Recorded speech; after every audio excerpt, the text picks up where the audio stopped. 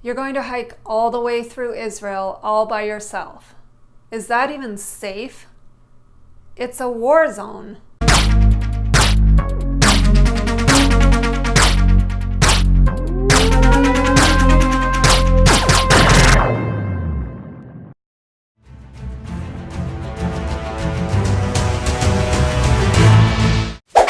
Hey everyone, my name is Jo, and I'm the Kosher Ninja.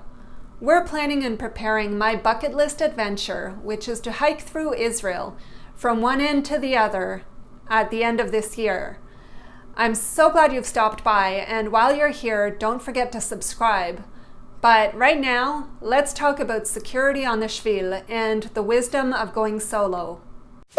Security in this context can be about a number of things.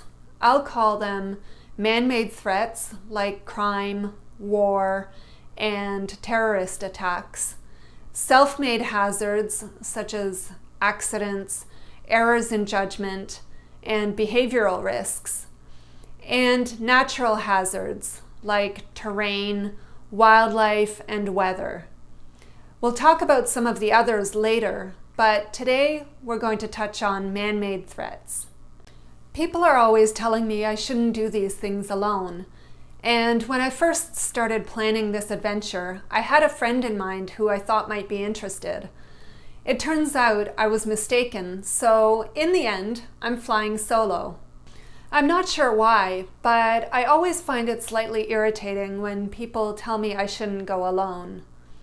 First of all, I wish they would ask themselves if they would say the same thing to a man.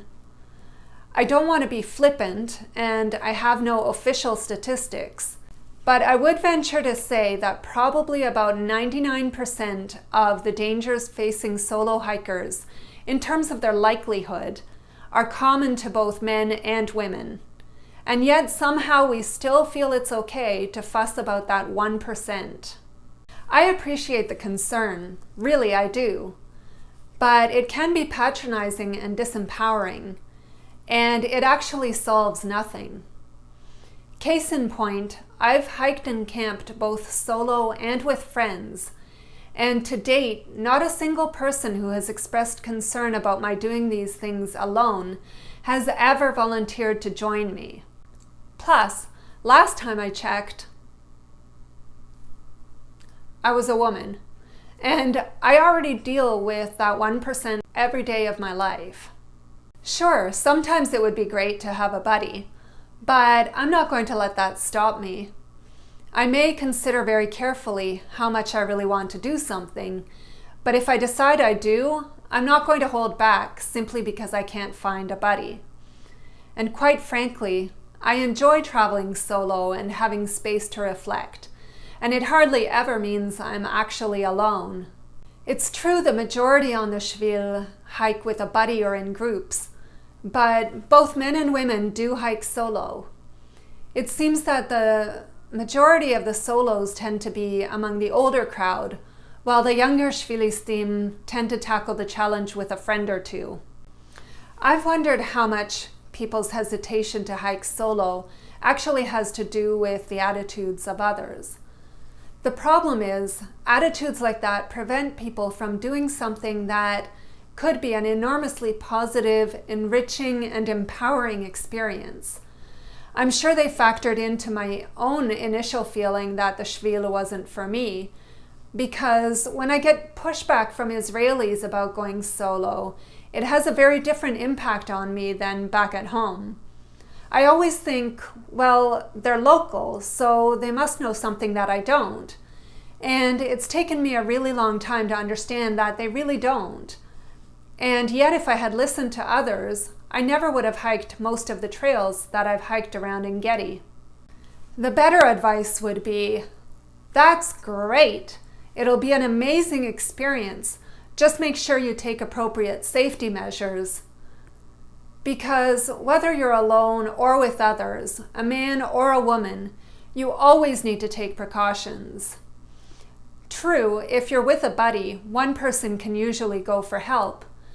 But in Israel, you're never far from cell phone reception, unless of course you drop your phone down a canyon.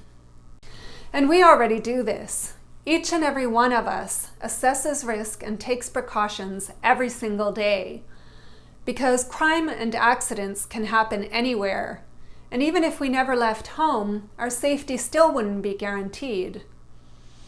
The Shvil is no different, and backpackers will be familiar with statistics from the Appalachian Trail, according to which the trail is actually safer than the towns along it.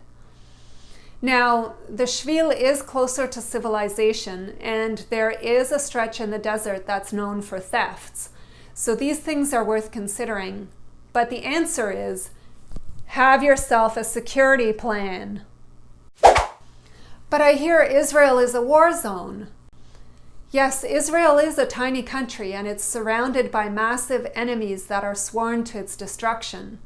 And yes, terrorist attacks take place daily or almost daily that we don't even hear about. And yes, war could break out any given moment. These are realities that Israelis live with every single day. But while any attack affects every Israeli, either directly or indirectly, usually through friends and family, short of actual war breaking out, these attacks are highly localized. Israelis continue to go to school and to work, to grocery stores and restaurants and beaches and synagogue, and there are not bombs constantly falling around them. It's true, security is always top of mind, and it's tight. You can't get into a restaurant or a shopping mall or a bus station without being checked by a security guard, and armed soldiers are highly visible in the streetscape. It's an unusual sight if you've never seen a weapon in real life, and it can be unsettling if you get on a bus and sit next to a soldier only to find that you've accidentally placed your foot on their weapon, which feels remarkably like a toy, I might add. You quickly get used to it, and I've never felt unsafe in Israel. My first visit was during the height of the so-called Second Intifada, and it felt like I was in some kind of sick game of whack-a-mole. Wherever I was going to or coming from, either the day before I went there or an hour after I left, a bomb would go off. Sure, I felt uneasy a few times, but I never felt unsafe, and I never changed any of my plans due to security concerns. If war does break out, to the extent that it's safe to continue, I will. After all, a big part of my purpose is to show my support for ordinary Israelis in their ordinary lives and challenges. On the other hand, if my continuing to hike the Shvil will put myself or anybody else at risk, I will hatch a plan B and find a way to make myself useful.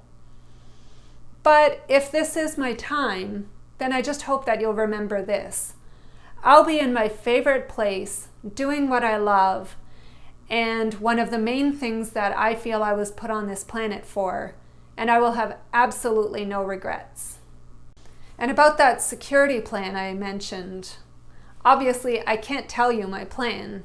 First of all, I'm still working on it, and secondly, that wouldn't be very secure, would it? But there are some common sense precautions. First of all, never do anything that you wouldn't do at home. I might have to break that rule right off the bat because I would never ever hitchhike at home, but I might have to do that on the Shvil.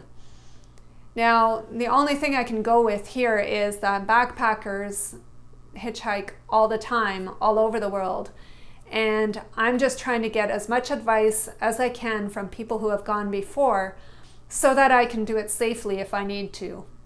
Rule number 2, always keep your cell phone with you and charged, and don't drop it down the canyon.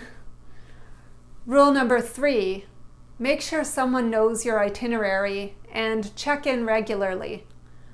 Rule number 4, only bring the most necessary valuables and always keep them close at hand.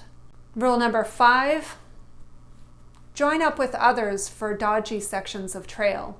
For example, for one of the more exposed and less traveled trails in En-Gedi, I made a point of sticking close to a hiking group that set out about the same time as I did. Of course, that had the added benefit in the era before selfies of making sure that someone was always around to take a picture. If you're thinking of doing something like this in Israel or elsewhere, it's very important that you take the decision whether to go alone or with a buddy, with lots of very careful thought and consideration. Sometimes going with a buddy can be worse than going solo, even if that buddy is your best friend. And whether you go solo or buddy up, it's also very important that you take appropriate precautions. But you should never let unfounded fears prevent you from doing something that will enrich you and those you meet along the way. So if you're as excited as I am about my adventure, give me a thumbs up and subscribe and share this video with your friends. And if you have any specific questions or comments, share them in the comments section below. Finally, if you've ever hiked the Shvil or anywhere else in Israel, tell me about it in the comments. I'd love to hear from you. I'm so excited to be sharing this journey with you, and I can't wait to see you again. Until next time, thanks for watching, and shalom, eh?